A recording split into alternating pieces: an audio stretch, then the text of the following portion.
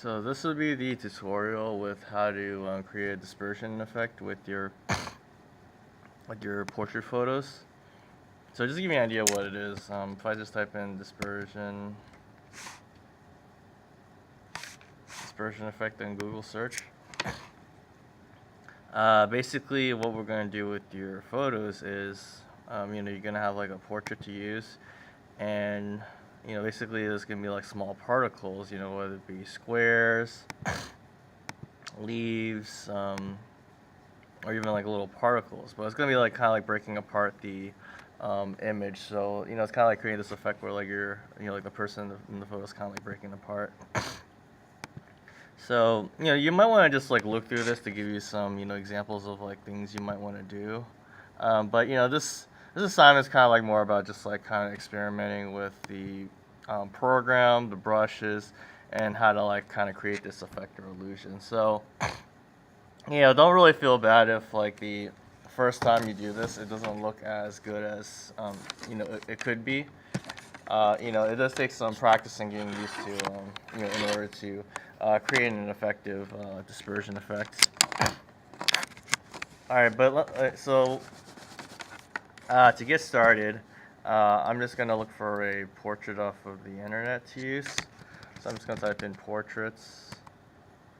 Well, not portrait drawing, but just like portrait. I guess I have portrait photography, so you only get photographs. So I'm gonna find a portrait to use, and preferably you want to try to find like a photograph where like the background's a plain color, and you have like somebody in the picture that you cut out. So this would be like a good example to use. But something like a photo like this would be like a little harder to cut out because the black is blending in with the hair. Obviously this one here is, really close to the face. You don't have really any areas to disperse. So you want to try and find like a photograph where like, you have like the head, the shoulder, and just some place where you can like, disperse the particles or the effects. So, like, this one would be fine. That probably won't work.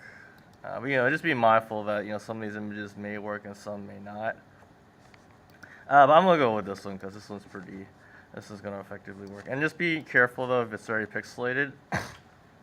This school basically blocks the photo, so you want to try to find a photo where it's not pixelated, and then you can just click and drag it into your folder. So I'm just gonna drag it on the desktop, but do click and drag it in your folder. So that'll save the photo, and I'm just gonna drag it into Photoshop to get started.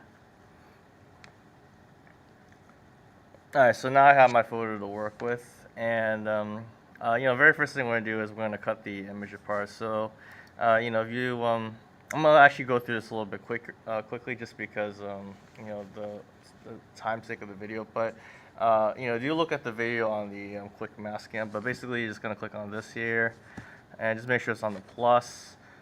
And we're just going to be basically selecting the character here, or the person in the photograph.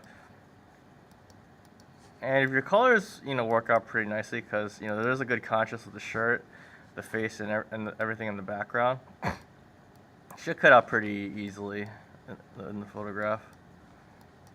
So I'm just going to select him. I'm just going to click on these spots here. Do take your time. Just click sparingly. You don't want to just click and drag. All right. So this cut it out pretty well. But for some reason, like if I accidentally click up here, and now I selected part of the background, you can click on the minus, and this will kind of deselect that area too. So the plus will reselect it, and then the minus will deselect it. So just be mindful of those options up there. I think I forgot to mention in the other video, because if you have a nice cutout though, you don't need to go back and forth with this, but in some cases you might need to. Alright, so this looks pretty good. Oh, this down here. So I'm gonna click on Refine Edge. And just be wary that some of these parts don't cut off easily, so you want to use the brush to clean that up even a little bit more. Mostly it's always happening in the hair, just because of the hair has a lot of little fine details. But yeah, this looks pretty good though. But yeah, when you cut the image apart though, where it says output 2, typically we have a new layer with a layer mask, but change that to, you can keep it like that. I'm gonna show you what you can do after you're done with that. So yeah, keep it with the new layer with the layer mask. So like what's gonna happen is it's gonna be you know, the layer mask and your picture here. Now we're gonna have to merge the layer mask into the actual image. So the way we're gonna do that is you're gonna click and drag this into the trash bin here, and it's gonna ask apply mask to layer before removing, and click on apply. So now the layer mask is applied onto the image. All right. But you know, there's gonna be a reason why we're gonna be doing that. So now I have to add a background here. So I'm gonna just click on a new layer. You can title layer 1, or you can title background. So I'm just gonna title background real quick, and we'll just do like a light blue for now for the background. But you can change your background any color you want. So you know that will be like the color I use for my background. All right, so you know, some of the images you might have like enough room to do your dispersion. This one I don't really have a lot of room, so I'm gonna have to use the crop tool, and I'm gonna make the picture a little bit longer. And you know, I'm gonna actually have it you know, I'll keep it right here. I might actually disperse it to the right side. So I'm gonna try to use the rule of thirds, and since I cropped it, I gotta color this part in the green. So just make sure it's on the background layer, not the background copy, which is your picture. So click on the background, I'm making a background now. And now I have some room to disperse the photo. So, okay, so two things just to set up your workspace. We're going to duplicate this first layer here. So you're going to have picture, copy, picture here. And I want you to tell this first one the,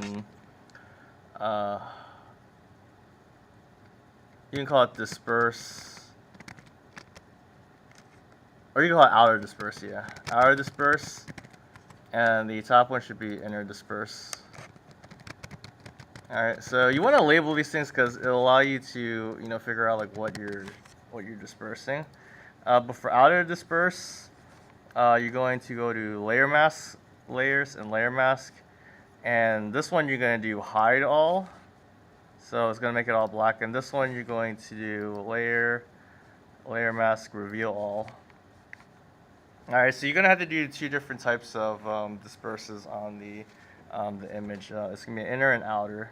So you want to click on the outer and just make sure to click on the actual image, not the layer mask. And we're going to do we're going to do some editing on the picture. So if you go to filter and liquify,